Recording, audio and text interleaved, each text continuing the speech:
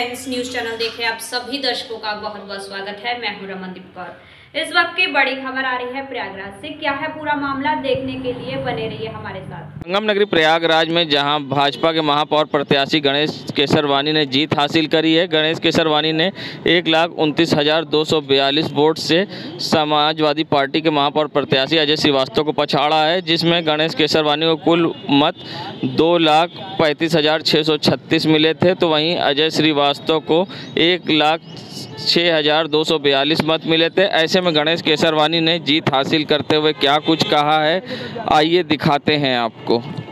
निश्चित रूप से इस जीत के व्यापक मायने हैं। यह जीत भारतीय जनता पार्टी के विचार की जीत है। हमारे केंद्र की मोदी जी की सरकार, प्रदेश की योगी जी की सरकार की जो जन कल्याणकारी नीतियां रही हैं, उन नीतियों से समाज के जीवन में जो परिवर्तन हुआ है, यह जीत उसकी जीत है। यह जीत प्रयागराज की जनता की जीत है, लोकतंत्र की जीत है। यह जीत भारतीय जनता पार्टी के कार्यकर्ताओं के पुरुषार्थ की जीत है। और यह जीत हमारे जो प्रयागराज के माननीय सांसद विधायक हैं, हमारे डिप्टी सीएम माननीय केशव जी हैं, उनके द्वारा जो काम किए गए हैं, यह जीत उनकी जीत है। और इस नाते पूरा समाज इस चुनाव को एक आंदोलन बनाने का काम किया है और एक प्रचंड जीत के साथ एक नई जिम्मेदारी मिली। ये जीत गणेश केसरवानी की नहीं है। गणेश केसरवानी तो एक सामान्य सा कार्यकर्ता है, उसकी जिम्मेदारियों में परिवर्तन होता रहा है। महापौर के रूप में भी एक जिम्मेदारी जनता और पार्टी ने दिया है, वो एक कार्यकर्ता के रूप में इस जिम्मेदारी का भी निर्वहन करने का काम करूँगा। क्या प्राथमिकता होगी आपकी? हमारी प्राथमिकता ये है कि शहर की जनता की जो बुनियादी समस्याएं हैं वो शीघ्र समाप्त हो। साथ ही साथ जो आगामी कुंभ मेला है वह अद्भुत तरीके से हो, संपन्न हो, दुनिया का आकर्षण का केंद्र प्रयागराज बने, पूरी दुनिया से लोग आएँ और यह कह करके जाएं कि मुस्कुराइए हम प्रयागराज में हैं। ऐसी एक भाव, ऐसी व्यवस्था बना करके देने काम किया। पार्किंग समस्या, पिछली महापौर ने भी ये वादा किया था जो मोदी पार्क होगा, बेसमेंट में पार्किंग बनेगी, ऊपर गार्डन होगा, इसके लिए आप क्या करेंगे? देखिए, बढ़ते हुए शहर में बढ़ती हुई आबादी को लेकर के आगामी 25, 30 साल, 50 साल की योजना बनाने का काम होगा। और आप देखिएगा कि शहर में जहाँ जहाँ भी पार्किंग की व्यवस्था आवश्यक है, पार्किंग भी बनेगी। जहाँ जहाँ सड़कों की आवश्यकता है, सड़कें भी बनेगी। जहाँ जहाँ जो भी बुनियादी समस्याएं हैं, उन सारी समस्याओं का समाधान नगर निगम में पैसे की कोई कमी नहीं। ट्रिपल इंजन की सरकार है। आप निश्चिंत रहिए, मुस्कुराइए, प्रयागराज में बहुत सुंदर होने वाला है। क्यों?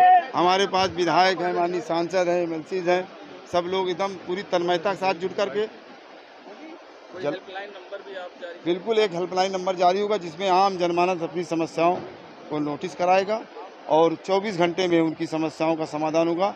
उस हेल्पलाइन नंबर की समीक्षा मैं स्वयं करूंगा। मुख्यमंत्री के डायरेक्ट हेल्पलाइन पे आप रहेंगे?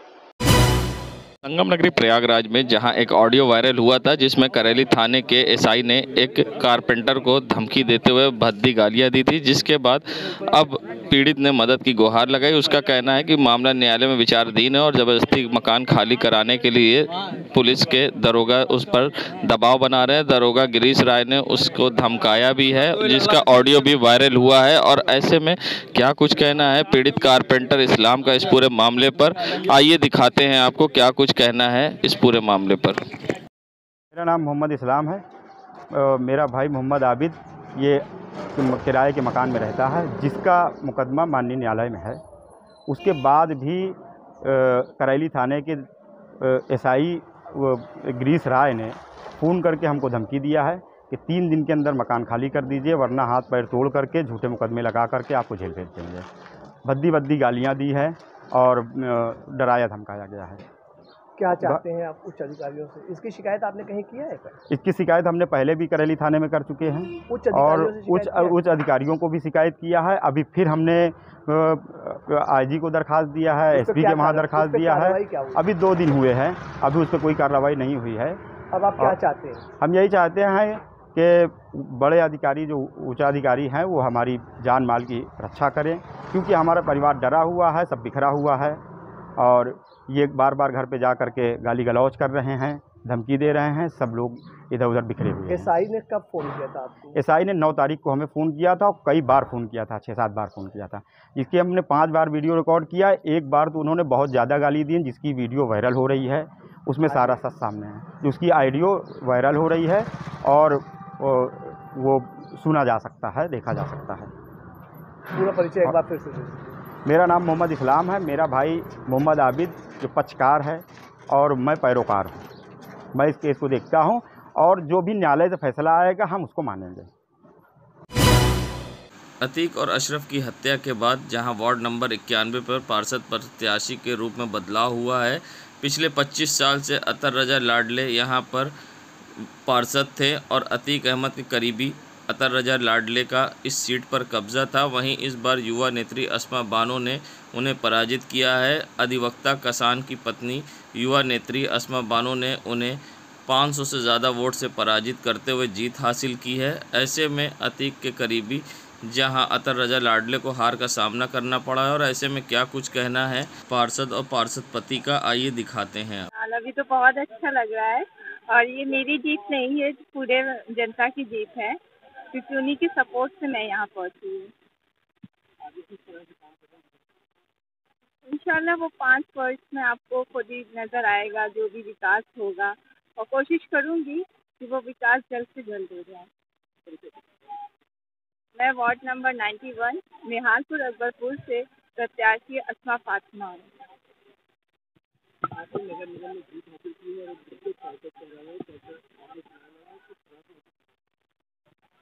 ये जनता की मोहब्बत है, हमने नहीं लड़ा ये चुनाव। पूरा मनोहर 10 वार्ड नंबर 91 की पूरी जनता ने लड़ा है और किसी के गुरूर को जनता ने हराया है।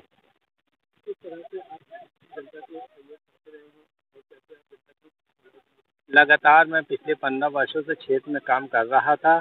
चुनाव होने के बाद भी, रिजल्ट न आने से पहले भी मैं लगातार क्षेत्र में बना रहा और उसी तरीके जैसे मैं लगातार 15 वर्षों से कार्य कर रहा था, आगे भी उसी तरीके काम करता रहूँगा। काशान सिद्दीकी एडवोकेट, अस्मा प्रतिनिधि, पार्षद पति अस्मा फातिमा के पति हूँ मैं, जो वार्ड निकाय चुनाव से जुड़ी बड़ी खबर। मुंडेरा नवीन मंडी मतगणना के दौरान मचा हड़कंप। मतगणना के दौरान कड़ी सुरक्षा में सांड ने लगाई सेंध। मतगणना कक्ष में घुसा सांड, मचा हड़कंप। सांड ने मतगणना कक्ष में लगाई दौड़, मची अफरा तफरी। सांड की दौड़ से लोगों में दिखा खौफ, मगर कोई नहीं हुआ चोटिल। बता दें, कड़ी सुरक्षा के बावजूद जहां मुंडेरा मतगणना के बीच जहां एक सांड घुस गया, जब काउंटिंग हो रही थी उसी समय सांड ने कक्ष में दौड़ लगा दी, जिससे अफरा तफरी का माहौल मच गया और ऐसे में लोग काफ़ी भयभीत दिखाई दिए। सबसे बड़ी बात कि इसमें कोई हताहत नहीं हुआ और ना ही किसी को नुकसान पहुंचा, मगर सवाल खड़ा होता है कि इस तरह से सांड यहाँ कैसे घुसा, जबकि जगह जगह पर पुलिस की सुरक्षा थी। उसके बावजूद सांड इस तरह से कक्ष में घुसता है और दौड़ लगाता है। ऐसे में बड़ा हादसा भी हो सकता था। जिम्मेदारों की लापरवाही आई सामने, जिम्मेदार बने अनजान। ज्ञानवापी मामले से जुड़ी बड़ी खबर। वाराणसी के ज्ञानवापी परिसर में बरामद हुए कथित शिवलिंग की कार्बन डेटिंग के जरिए साइंटिफिक सर्वे की मांग वाली याचिका पर इलाहाबाद हाईकोर्ट का बड़ा आदेश। इलाहाबाद हाईकोर्ट ने एएसआई को कथित शिवलिंग की उम्र का पता करने के लिए दिया आदेश। भारतीय पुरातत्व सर्वेक्षण विभाग की ओर से पेश की गई रिपोर्ट पर हाईकोर्ट ने दिया आदेश। कोर्ट ने एएसआई से कहा, बिना शिवलिंग को नुकसान पहुँचाए किया जाए साइंटिफिक सर्वे। हिंदू पक्ष की तरफ से लक्ष्मी देवी व अन्य 3 ने दायर की थी सिविल रिवीजन याचिका। वाराणसी जिला जज ने कार्बन डेटिंग हिंदू पक्ष की मांग खारिज कर दी थी। जस्टिस अरविंद कुमार मिश्रा की सिंगल बेंच ने दिया आदेश। हमने इनिशियली जब 16 मई 2022 को शिवलिंग बरामद हुआ था तो हमने शिवलिंग की साइंटिफिक सर्वे की मांग की थी, साइंटिफिक जांच की मांग की थी। हमारी इस मांग को ऑनरेबल डिस्ट्रिक्ट जज महोदय ने खारिज कर दिया, रिजेक्ट कर दिया, ये कहते हुए कि अगर कोई भी साइंटिफिक जांच होगी तो उससे शिवलिंग डैमेज हो जाएगा, डिस्ट्रॉय हो जाएगा। जब हम इलाहाबाद हाईकोर्ट आए, इलाहाबाद हाईकोर्ट ने एएसआई को कॉल अपॉन किया और एएसआई से पूछा कि आपके पास ऐसी कौन सी टेक्निक्स अवेलेबल हैं जिससे बिना शिवलिंग को क्षति पहुंचाए हुए शिवलिंग की साइंटिफिक जांच की जा सकती है।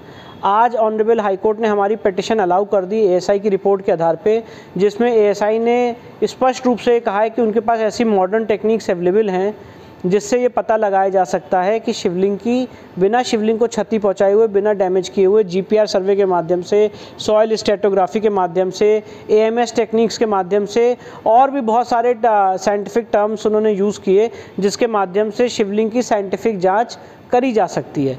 और एएसआई की इस रिपोर्ट के आधार पे आज माननीय उच्च न्यायालय ने जिला जज महोदय का फैसला निरस्त कर दिया 14 अक्टूबर का, और साइंटिफिक सर्वे का आदेश पारित कर दिया है। साइंटिफिक सर्वे अब इस केस में होगा। 22 तारीख अगली डेट निर्धारित की गई है ट्रायल कोर्ट के सामने, डिस्ट्रिक्ट जज महोदय वाराणसी के सामने, और 22 तारीख को इस मामले में आगे की कार्रवाई बढ़ेगी। क्या प्रभाव पड़ेगा इसका प्रभाव यही है कि जो ज्ञानव्यापी परिसर में शिवलिंग मिला है उसकी अब साइंटिफिक सर्वे होगा और लोगों के सामने सच आएगा।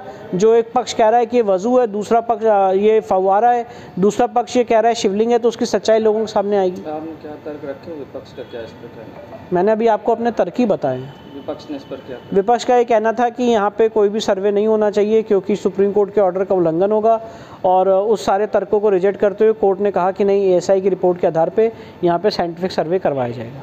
किसकी कोर्ट में? ये ऑनरेबल जस्टिस अरविंद कुमार मिश्रा 1 की एकल खंडपीठ थी। संगम नगरी प्रयागराज में जहां निकाय चुनाव में बीजेपी को कामयाबी मिलने पर उत्तर प्रदेश के मंत्री नंदगोपाल गुप्ता नंदी ने वीडियो जारी करते हुए कहा है कि निकाय चुनाव में प्रचंड विजयी यशस्वी प्रधानमंत्री आदरणीय नरेंद्र मोदी जी और कर्मयोगी मुख्यमंत्री आदरणीय योगी जी के उत्तर प्रदेश की जनता के अटूट भरोसे और विश्वास का परिणाम है। प्रदेश की जनता जनार्दन ने भारतीय जनता पार्टी के सेवा, सुरक्षा, विकास और सुशासन के एजेंडे पर मुहर लगाकर विरोधियों का मुंहतोड़ जवाब दिया। ऐसे में मंत्री नंदी ने और क्या कुछ कहा है, आइए दिखाते हैं आपको।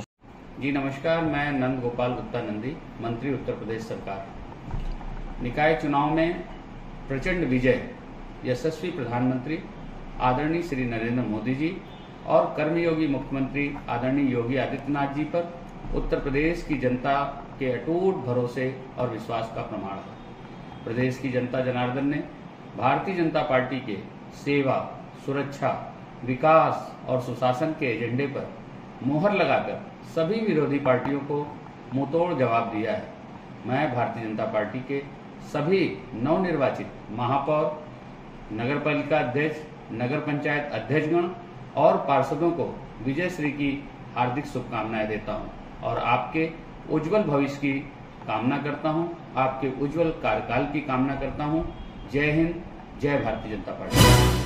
संगम नगरी प्रयागराज में आज जहां किन्नर कल्याण बोर्ड की सदस्य व किन्नर अखाड़े की महामंडलेश्वर कौशल्यानंद गिरी और राष्ट्रीय हिंदू संगठन के राष्ट्रीय अध्यक्ष सत्येंद्र दुबे सत्या आज पीवीआर मॉल पहुंचे, जहां उन्होंने सैकड़ों किन्नर व महिला व बच्चों के संग द केरल स्टोरी मूवी देखी और साथ ही पिक्चर देखने के बाद किन्नर अखाड़े की महामंडलेश्वर कौशल्यानंद गिरी ने मीडिया से बात करते हुए कहा कि जिस तरह से सनातन धर्म के साथ छेड़छाड़ किया जा रहा है उसके प्रति लोगों को जागरूक करने के लिए इस पिक्चर को हम लोग ने साथ देखा और ऐसे में उन्होंने क्या कुछ कहा है, आइए दिखाते हैं।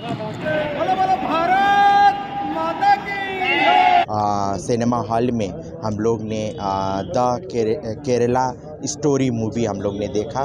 सभी किन्नर बच्चे और छोटे छोटे बच्चियाँ लोग के साथ में आज मेरे नेतृत्व में इस मूवी को देखा गया। इस मूवी को देखने का मेन उद्देश्य, क्योंकि हम लोग सनातनी हैं, हम लोग हिंदू हैं, हिंदू को कैसे फुसला के प्यार में उन लोग फंसा के कैसे धर्म परिवर्तन करवाते हैं, तो इसके रोकने के लिए हम लोग में अब जितने हमारे सनातनी हैं, हम लोग हिंदू हैं, इसको रोकने के लिए अब हम लोग को जागना चाहिए। और इस मूवी के माध्यम से कहीं ना कहीं इस संदेशा हम लोग तक पहुंचता है कि हम लोग अभी भी बहुत ही मतलब अपने धर्म को लेके बहुत हम लोग में संकुचित सोच है। अब हम लोग को उठ के या अपने को जागृत करके अपने धर्म के रक्षा के लिए आगे बढ़ना चाहिए और अपनी बहन, अपने बच्चियाँ को इस चीज़ के बारे में जानकारी देना चाहिए, अपने संस्कृति के बारे में, अपने परंपरा के बारे में, अपने धर्म के बारे में जानकारी देना चाहिए। और ये 3 बेटिया के कहानी को बताया जाता है केरल स्टेट के। मैं कहती हूँ कि अभी हम लोग जितने हम लोग हिंदू नहीं जागेंगे तो कल पूरा हिंदुस्तान में ऐसा कहानी आपको सुनने को मिलेगा और ऐसे कहानी देखने को मिलेगा। संगम नगरी प्रयागराज जहां निकाय चुनाव को लेकर आज मतगणना हो रही है, ऐसे में जहां प्रत्याशियों की जीत भी हुई है तो वार्ड नंबर 56 में एक अनोखा नज़ारा देखने को मिला, जहां विजय जुलूस और जश्न मनाने पर सड़कों पर प्रतिबंध है, उसके बावजूद नियम कानून का उल्लंघन किया गया। वार्ड नंबर 56 में जहां फाफामऊ थाने के सामने ही सड़क पर विजय जुलूस के रूप में पार्षद प्रत्याशी जीत के बाद पहुंचे और यहां ढोल ताशे और सड़कों पर पटाखे बजाकर जहां आवागमन तो बाधित हुआ ही, साथ में आने जाने वाले लोगों को परेशानी भी हुई। और सबसे बड़ी बात कि जिला अधिकारी के और निर्वाचन आयोग के जहां आदेशों का भी उल्लंघन हुआ है। और आप देख सकते हैं यहाँ पर किस तरह से भीड़ लगी है। और सबसे बड़ी बात ये नज़ारा है फाफामऊ थाने के सामने का, जहाँ नियम कानून का खुलेआम उल्लंघन किया है। अब देखना होगा इन पर किस तरह की होती है कार्रवाई या फिर इसी तरह से होता रहता है उल्लंघन। देश दुनिया की खबरों के लिए world media times news channel को सब्सक्राइब करें।